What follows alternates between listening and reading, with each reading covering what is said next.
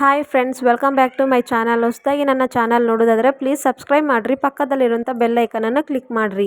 ನಾನು ಈ ದಿನ ಆಂಧ್ರ ಸ್ಟೈಲ್ ಪೆಸರಟ್ಟು ಹೇಗೆ ಮಾಡೋದು ತೋರಿಸ್ತೀನಿ. ಬರ್ರಿ ಹೇಗೆ ಮಾಡೋದು ನೋಡೋಣ. ಒಂದು ಪಾತ್ರೆಯನ್ನು ತೆಗೆದುಕೊಂಡು ಅದರಲ್ಲಿ ಒಂದು ಬಟ್ಲದಷ್ಟು ಹೆಸರನ್ನು ತೊಗೋಬೇಕ್ರಿ. ಹಾಗೆ ಅದರಲ್ಲಿ 1 ಸ್ಪೂನಷ್ಟು ಉದ್ದಿನಬೇಳೆಯನ್ನು ತೊಗೋಬೇಕ್ರಿ.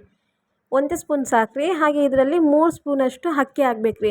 ಅಕ್ಕಿ ಹಾಕಿದರೆ ಸ್ವಲ್ಪ ನಮಗೆ ಗರಿ ಗರಿಯಾಗಿ ಬೇಕಂದರೆ ಸ್ವಲ್ಪ ದೋಸೆ ಗರಿಯಾಗಿ ಬರ್ತಾವೆ ರೀ.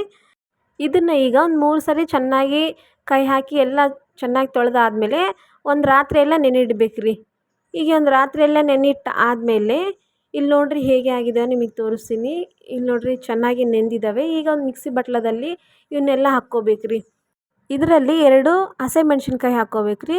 ಸಣ್ಣವು ನಾನು ತೋರಿಸ್ತೀನಲ್ರಿ ಅಷ್ಟು 3 ತುಂಡಷ್ಟು ಅಲ್ಲವನ್ನು ಹಾಕ್ಕೋಬೇಕ್ರಿ. ಹಾಕ್ಕೊಂಡು ಚೆನ್ನಾಗಿ ಮಿಕ್ಸಿ ಮಾಡಬೇಕ್ರಿ. ಮಿಕ್ಸಿ ಹಾಕಾದ್ಮೇಲೆ ಈ ರೀತಿ ಇರಬೇಕ್ರಿ. ಇದರಲ್ಲಿ ದಪ್ಪ ದಪ್ಪ ಇರಬಾರ್ದ್ರಿ. ದಪ್ಪ ದಪ್ಪ ಇದ್ದರೆ ದೋಸೆ ಸರಿಗೆ ಬರೋಲ್ಲ. ಎಲ್ಲ ಚೆನ್ನಾಗಿ ಫೈನಾಗಿ ಗ್ರೈಂಡ್ ಮಾಡಬೇಕ್ರಿ. ಇದೆಲ್ಲ ಆದಮೇಲೆ ಇದರಲ್ಲಿ ಸ್ವಲ್ಪ ನಿಮಗೆ ಗಟ್ಟಿ ಅನಿಸಿದರೆ ಇದರಲ್ಲಿ ಸ್ವಲ್ಪ ನೀರು ಕಲಿಸ್ಕೊರಿ. ನಾನು ಇದರಲ್ಲಿ ಸ್ವಲ್ಪ ಅದೇ ಮಿಕ್ಸಿ ಬಟ್ಲದಲ್ಲಿ ನೀರು ಹಾಕ್ಕೊಂಡು ಕಲಿಸ್ಕೊಂಡು ಸ್ವಲ್ಪ ಹಾಕ್ಕೊತಿದ್ದೀನಿ ರೀ. ಹಾಗೆ ಇದರಲ್ಲಿ ರುಚಿಗೆ ತಕ್ಕಷ್ಟು ಸ್ವಲ್ಪ ಉಪ್ಪನ್ನು ಹಾಕಿರಿ. ನೋಡಿಕೊಂಡು ಹಾಕಿರಿ ಉಪ್ಪು. ಮತ್ತೆ ಬೇಕಾದರೆ ಇನ್ನೊಂದು ಸಲ ಹಾಕ್ಕೋಬೋದು. ಹಾಗೆ ಅರ್ಧ ಸ್ಪೂನಷ್ಟು ಜೀರಿಗೆಯನ್ನು ಸಹ ಹಾಕಿ ಚೆನ್ನಾಗಿ ಕಲಿಸ್ತಾ ಇದ್ದೀನಿ ರೀ. ಇದರಲ್ಲಿ ಜೀರಿಗೆ ಹಾಕೋದ್ರಿಂದ ಒಳ್ಳೆ ಅರೋಮಾ ಬರ್ತೈತೆ ರೀ. ನಂತರ ಒಲೆ ಮೇಲೊಂದು ದೋಸೆ ಹಂಚನ್ನು ಇಟ್ಕೊಂಡು ಹಂಚು ಕಾದ ಆದಮೇಲೆ 1 ಚೌಟಷ್ಟು ನಾನು ಈ ಪೆಸರಟ್ಟು ಹಿಟ್ಟನ್ನು ಹಾಕ್ಕೊತಿದ್ದೀನಿ ರೀ. ಹೆಸರು ಹಿಟ್ಟನ್ನು ಇದನ್ನು ಈ ರೀತಿ ನಾನು ಹಾಕ್ಕೊಂಡು ಇದರಲ್ಲಿ ಸ್ವಲ್ಪ ಕಟ್ ಮಾಡಿ ಇಟ್ಟಿರುವಂಥ ಈರುಳ್ಳಿಯನ್ನು ಹಾಕ್ಕೊಂಡು ಸ್ವಲ್ಪ ಎಣ್ಣೆಯನ್ನು ಹಾಕ್ಕೊಂಡು ಚೆನ್ನಾಗಿ ಒಂದು 2 ನಿಮಿಷ ಮುಚ್ಚಳ ಮುಚ್ಚಿರಿ. ಮುಚ್ಚಳ ಮುಚ್ಚಿದರೆ ಬೇಗ ಬೆನೆಯುತ್ತೆ.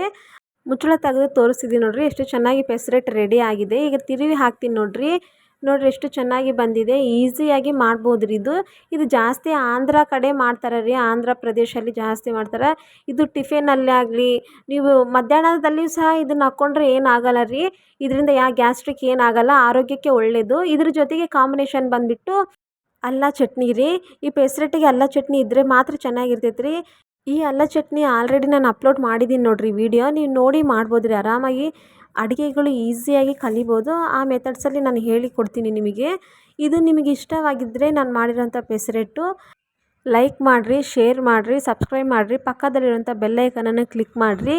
ನೀವು ಒಂದ್ಸರಿ ಮನೆಯಲ್ಲಿ ಟ್ರೈ ಮಾಡಿ ಹೇಗೆ ಬಂದಿದೆ ಅಂತ ಕಮೆಂಟ್ ಮಾಡಿರಿ. ಧನ್ಯವಾದಗಳು.